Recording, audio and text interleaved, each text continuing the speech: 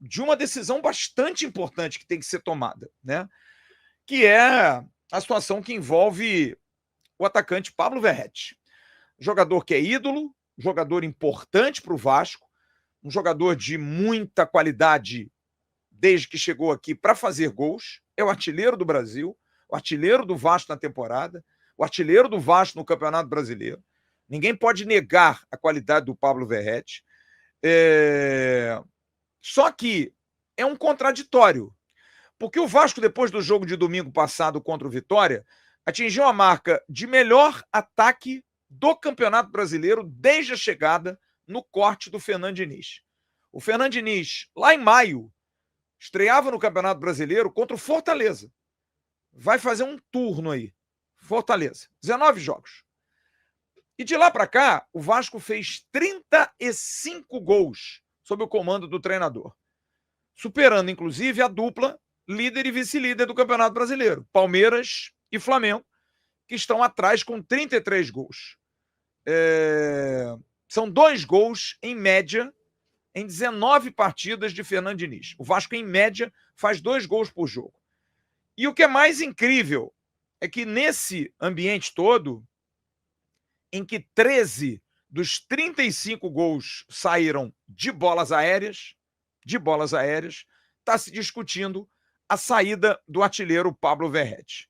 Só que o equilíbrio na forma de fazer gols, acabei de dizer, 35, vamos fazer uma continha aqui, abrir a calculadora, 35 menos 13, o Vasco tem mais 22 gols marcados. E esses outros 22 gols marcados inclui aí, claro, pênalti, falta e bola no chão. Bola raspando a grama. E essa é a grande dificuldade hoje da presença do Pablo Verratti. Verratti é um jogador incontestável. Nesses 13 gols, praticamente é certo, eu não levantei isso, todos dele, ou pelo menos boa parte dele. Claro que não é porque ele tem 12 no Brasileiro, então teria mais, quase que 90% do Pablo Verratti, que é o maior cabeceador do futebol brasileiro. Não há dúvida nenhuma, todos concordamos e o Brasil inteiro concorda com isso. Porém, o outro lado criou-se para o Verratti, que nos 2 últimos anos, 23 e 24, foi fundamental com a cabeça, e também com os pés, mas muito mais com a cabeça, levando o Vasco à semifinal, deixando o Vasco na primeira divisão, conquistando grandes vitórias em cima disso, mas eram times, o de 23 e o de 24, que jogavam em função do Pablo Verratti. O Verratti era acionado para fazer os gols, e ele os fez. Por isso se tornou ídolo, por isso se tornou um jogador com números e marcas espetaculares, já bateu o Germancano de longe, já conseguiu chegar perto do primeiro estrangeiro, enfim. Então é um cara que tem números, porém, com a chegada do Fernando Diniz, criou-se um plano B, uma alternativa à jogada aérea. Não que não se coloque a jogada aérea. Está aí o número. 13 gols de bola aérea em 35 gols marcados na era Fernando Diniz. Mas os outros 22? É bola ao chão, bola no chão, aonde o Pablo Verratti tem tido muita dificuldade. Verratti não faz gol há 7 jogos e está numa seca, é claro, que incomoda. Mas é claro que não é só isso que incomoda. Incomoda também a dificuldade que ele tem tido para acompanhar essa maneira, essa forma do Vasco jogar. O Fernando Diniz já tirou o Verratti aos 12 minutos do segundo tempo, aos 20 minutos do segundo tempo, e domingo, contra o Vitória da Bahia, tirou o Verratti no intervalo do jogo. E aí eu busco a questão do ambiente. O bom ambiente ajuda a tomar essa decisão sem ferir suscetibilidade. Volto a lembrar, para quem viu os bastidores do jogo do Vitória, antes do jogo, a imagem no vestiário de Verratti e GB conversando separadamente, como se estivessem ali olhando algum desenho, fazendo alguma tática em papel ou num PC, ou num computador, seja lá onde for, num tablet, juntos.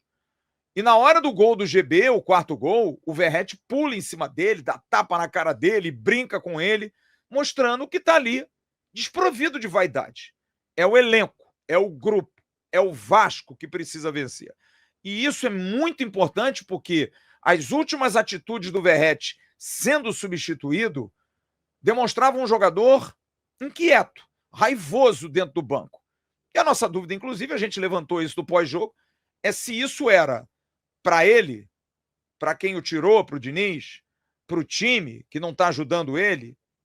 A gente levanta isso, porque a gente não tem essa informação. Quando a gente vê o Verratti tomando a atitude que tomou, claro, ele quer jogar, ele não pode ficar com um sorriso estampado, mas muito mais o sorriso não estampado é por ele do que pelo time, porque o time consegue fazer 35 gols no período em que Fernando Diniz está no comando.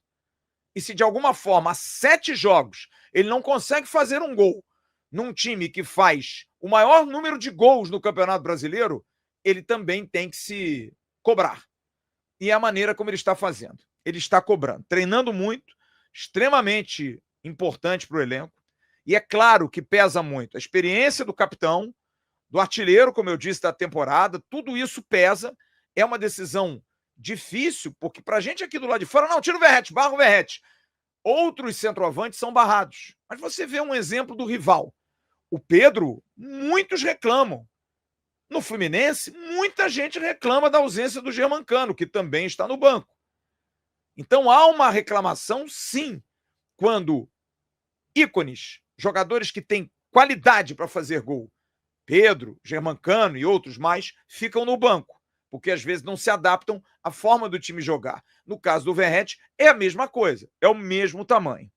Mas, assim como aconteceu em São Paulo contra o Santos e no Rio contra o Corinthians, dificilmente o Pablo Verratti não ficará fora do jogo de quarta-feira contra o Fortaleza.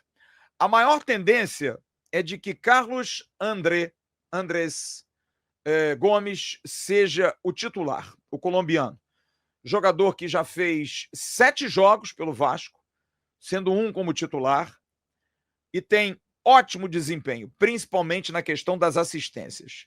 Ainda não fez um gol, teve chance até de fazer gols, precisa melhorar nessa qualidade, mas como assistência, como escape, como ponta, tem sido muito importante. Pelo lado direito, no gol do Ryan, o gol de empate, pelo lado esquerdo, na assistência que deu para o Ryan no gol contra o Corinthians na derrota, pela direita contra o Ceará no cruzamento para o Cuesta fazer, então é de um lado e de outro.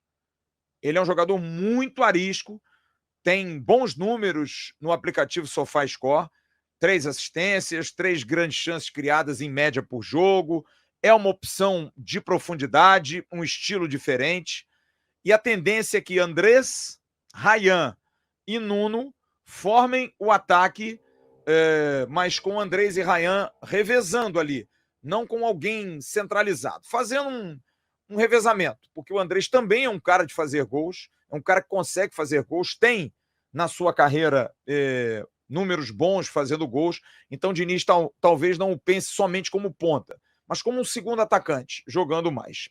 Gostou desse corte? Então se liga nesses aqui que eu tenho certeza que você também vai se amarrar. Agora se inscreve aqui no canal AV+, que é o canal oficial de cortes da plataforma Atenção Vascaínos.